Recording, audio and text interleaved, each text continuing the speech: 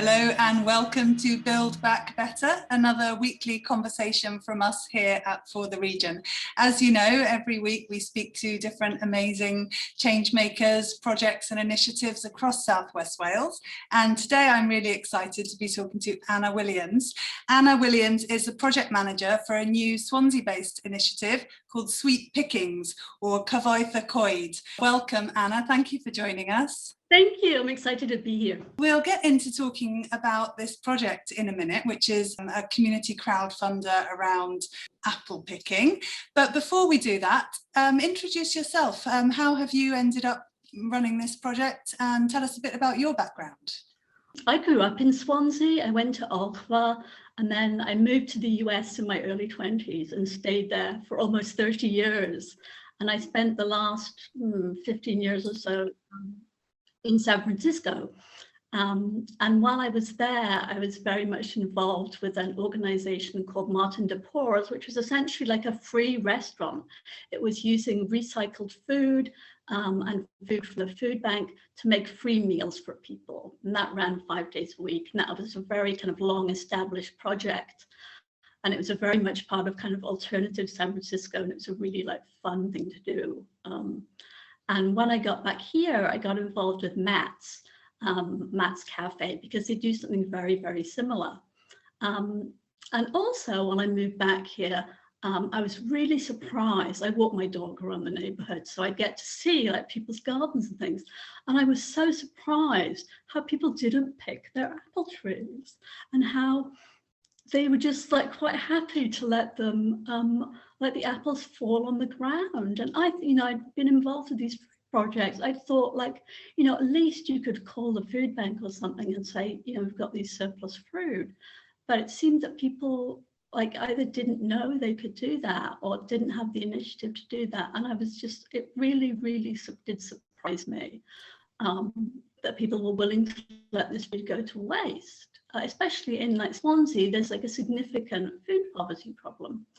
Anyway, I read later in the year, that was the end of last year, somebody online saying they wanted to start a project about waste fruit. So I was like really interested and thought, yeah, I'll get involved with this. This is a really good idea. Because I had thought, it would be great to have like a map of like fruit that weren't being picked all over the city, but I had never like done anything about it. So getting together with other people, it gave me the impetus to start doing some work on it and work with them about like, pushing this forward. So yeah, that's how it got started. And it was also, it was a contrast of being in California where there are lots of citrus fruit and seeing apples here and thinking, oh, this is so nice to be able to grow apples. I'm like, why aren't people using them? It was so.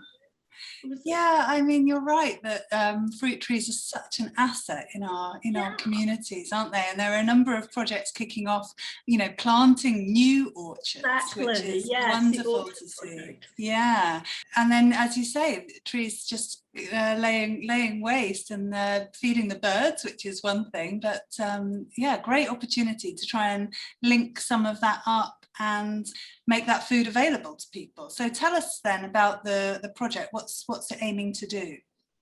The project is like really simple. It's to harvest these fruit before they start rotting on the ground, to pick them off the trees and to give them to FareShare, which is a national organisation, and it has a Welsh branch called FareShare Cymru. And what FareShare Cymru does is distribute surplus food, mostly from supermarkets, also from farmers, to food banks and community food projects, so that the fruit can be diverted from being like garden waste to actually being food, and to being also a local food, because when it's garden waste, it got sent like to Carmarthen to be composted. So it saves a lot of it reduces the carbon imprint of the apple significantly, and it creates like a sustainable local food. So the project is to harvest these fruit, but it's not just an annual project to say that, okay, this year we're going to pick these surplus fruit. It's to create a foundation so that in the future, the fruit will be able to be picked at minimal cost. And we're doing two things to set this up. We're buying fruit picking equipment That's apples, picking poles, and some hard hats. And we bought some of this already, and it's all living at the TU library at the Environment Centre, so anyone can use it to pick their fruit. And the other thing we're using a free specialized US software called GleanWeb that is used to manage exactly these kinds of projects and integrate all the information together so that once it's set up, and this is what we're crowdfunding for the equipment and to set up this database, in future years, it can be, adjusted a bit as we learn about more trees. Some people want to become involved, other people don't. So we adjust it a bit each year, but in essence, the foundation is there from the first year, and the project can then be carried on in future years at very little cost, because we're hoping that people in the community, we've got actually a lot of interest in this, will be interested in doing the fruit picking. We can do it ourselves as kind of a volunteer thing. And FareShare has lots of pickup sites all over Swansea, so they can very easily pick up the fruit and distribute it. So the whole distribution end is taken care of by FareShare. So that's really lucky. Yeah, that's fantastic. A few months ago, we hosted a roundtable conversation on this podcast around food waste and talked about the massive contribution that food waste makes to carbon emissions, to global warming, and what a huge contribution, the footprint of that. So that's fantastic. Yeah, and it's particularly a problem in Britain because we import so much food. So we're not just wasting food, we're wasting all the costs and the fuel associated with bringing that food to Britain. So it's much more environmentally damaging than it would be to waste food that you grow yourself. Oh, that's a really important point. My kids just love apples. I think we get through about 50 apples a week. Oh, that's wonderful.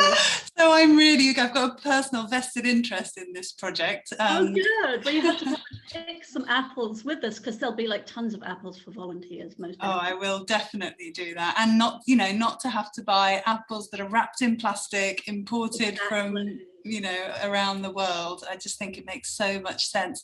So you talked about the mapping. That's a key part of the activity, figuring out where these trees are. Is that something that you're asking for people to help with? Yeah, we actually we did a lot of outreach earlier in the year, and now we've got nearly 80 different sites.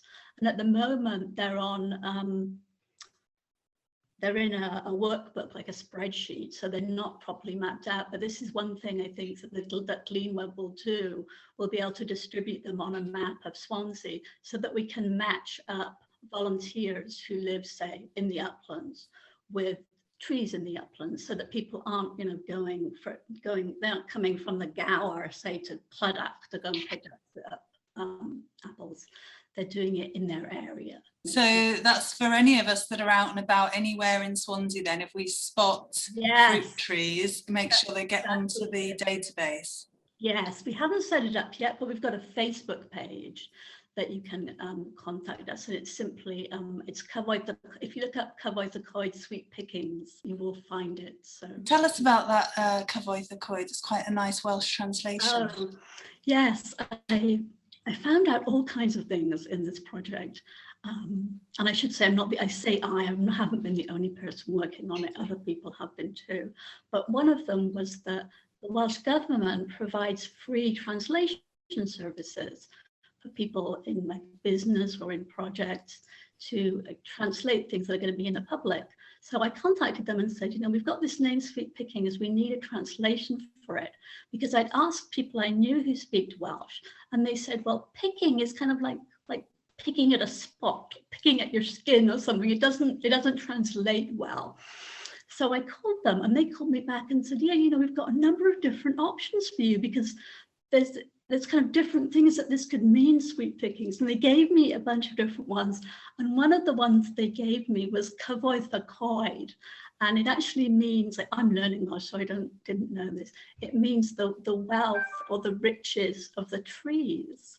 And I thought, that's a much better name, because it puts fruit in a kind of larger context of a whole ecosystem, rather than thinking sweet pickings, because sweet pickings is about the person who collects, and it's about it's in the sphere of the individual that the apple is placed.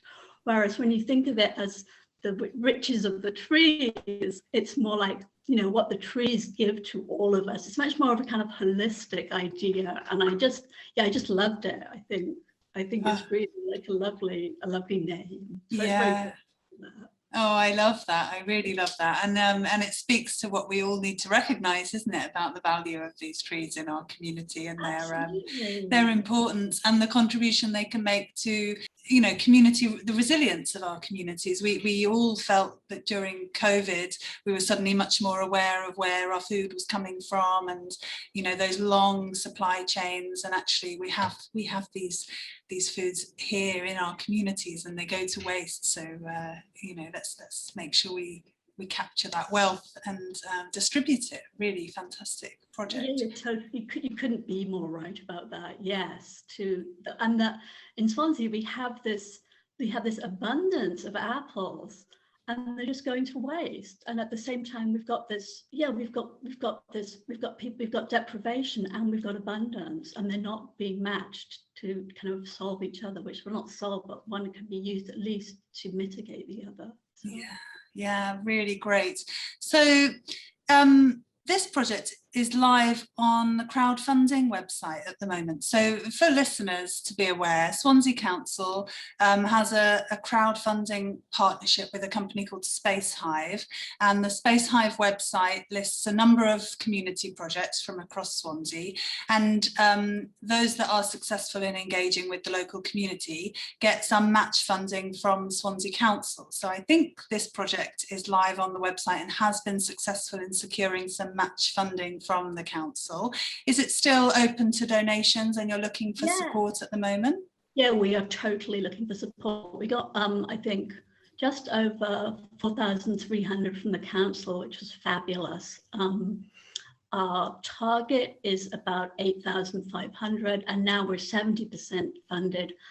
So we're closing in, I think it's the 16th of June. So we absolutely need people to pledge now. We're kind of really like aggressively pushing to get it pledged so that we can get the pledges that we've gotten so far, because once we get this set up, like I've said, it can repeat in future years. So we really need to get the pledges. So making a huge appeal to people to please look at our crowdfunding page. There's a contact address on it. If you've got any questions, you know, let us know and we'll be happy to answer them. Great, yes. So to echo that really to all our listeners, and if you know other people that would be keen to support this fantastic project, please do spread the word and look it up online. I think if you just type in Sweet Pickings Swansea, it comes up, but it's on Facebook as well. So please do look it up. Anna, tell us a little bit about your experience of running a crowdfunding campaign. I think it's an option, isn't it, for community projects right across the region to consider whether crowdfunding is the right fit as a way forward to get their projects funded. What advice or insight would you share? I have lots of ideas about crowdfunding. I will say, first of all, that doing the fundraising for this project as a crowdfunder wasn't my idea.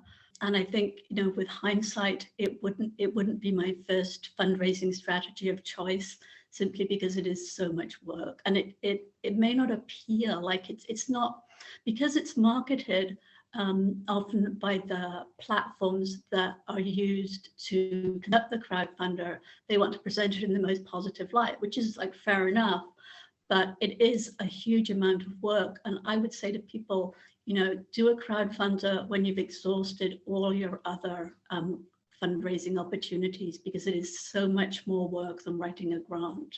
I know lots of people feel kind of grants are overwhelming because you've got to go through a budget and you've got to go through an explanation for why you want this stuff. You've got to write that same budget up for the crowdfunder. You've got to write narratives about how you will use the money, exactly like how to do for a grant. But unlike with a grant, you've got to track people down and persuade them to pledge to your crowdfunder. And that can be a lot of work. I mean, it depends on who you know. I moved to Swansea quite recently. Like I said, I don't have very good networks for getting in touch with people. So I think if I'd lived here for 20 years and I knew lots and lots of people, I might be saying very different things to you about him. I say, oh yeah, it's wonderful, you know, I just made a few phone calls and it happened. But that wasn't the case for me. But it has, so it's a huge amount of work. That's one like take home I'd say to people, and plan ahead of time. Make sure there's a team of you working on it, and that you all can rely upon each other to like really pull their weight in doing the work. Because you don't, a lot of projects, someone told me recently, it gets subject to an 80-20 rule. One person does 80% of the work and the other people do 20, and you don't want that to happen to you. So make sure there's a team of you, make sure they like have a reliable history of working so that you know they'll pull their weight on it. And make sure you're set up ahead of time with reliable people to pledge. Don't just be optimistic like I was, that, oh yeah, people will pledge because this is like, it's like makes sense as a project. No. Yeah, has it been your experience? I think this has been my experience, is that lots of people will tell you they think it's a great idea, and you know, and it is a great idea, but there's a big gap between that and then people actually putting their money where their mouth is and pledging. And do you think that it's those personal relationships that actually get the pledges out of people rather than just... You know, that's such an interesting question, because I would actually say it's not necessarily personal relationships. Sometimes with people, it's a lot of the people who've given to the crowdfunder are people I don't know. Some of them certainly are people I do know, but there's a whole load of people I know well who, like you say, they're like, oh yeah, that's such a great idea. Where's your pledge? Cha-ching. No, it's not there. So, and then people like, as part of this project, I'm still in the process of doing it. I wrote to councillors about the project. A few of them got back to me. One, like Gordon Walker from Clydach, phoned me the next day and said, yes, I'll give you £150 for this. How can I do it? Which was just so lovely.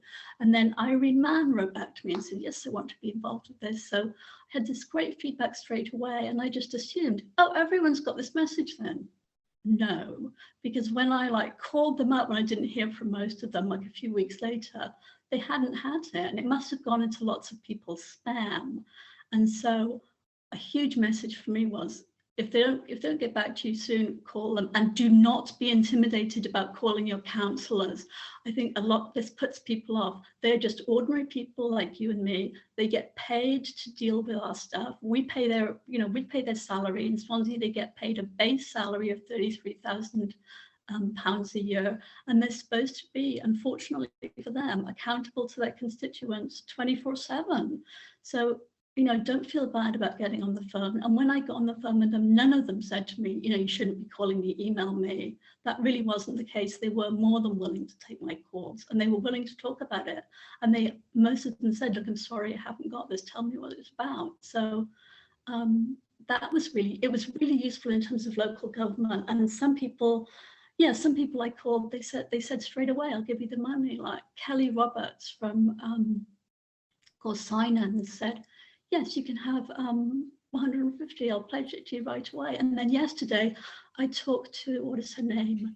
Linda Tyler Lloyd, who's the councillor for the Males, who was just lovely and said, yes, you can have £200 for this. So it can be very, very unexpected, but also people I think, who are in the kind of same network as you, doing similar projects, can sometimes be less than enthusiastic, I think, about really like sharing your project because they don't want to jeopardize their own funding. Like somebody said pretty much that to me, which I was really like irritated at the time, I have to say, but now I really appreciate her honesty, because lots of people, during this period, I have to say that I've never had so many emails unanswered.